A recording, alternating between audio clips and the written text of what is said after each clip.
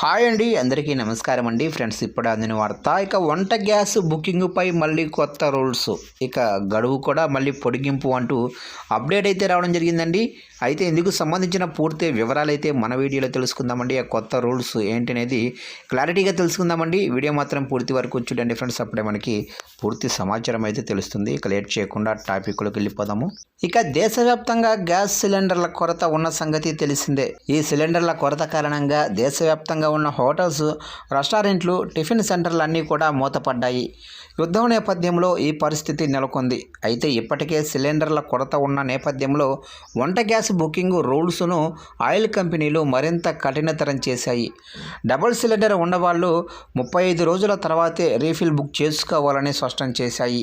అదే సమయంలో single cylinder ఉన్నవాళ్ళు 25 రోజుల తర్వాత బుక్ చేసుకోవాలని సూచనలు చేశాయి ఆయిల్ కంపెనీలు.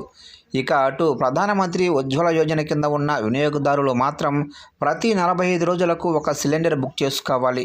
పట్టణ, గ్రామీణ ప్రాంత వాసులకు కూడా ఈ రూల్ వర్తిస్తుంది. రూల్స్కు అనుకూలంగా బుక్ చేసుకోకుండా అంతకంటే ముందుగా గ్యాస్ బుకింగ్ చేస్తే సిస్టమ్ ఆటోమేటిక్గా బ్లాక్ చేస్తుందని ఆయిల్ కంపెనీలు స్పష్టం చేస్తున్నాయి.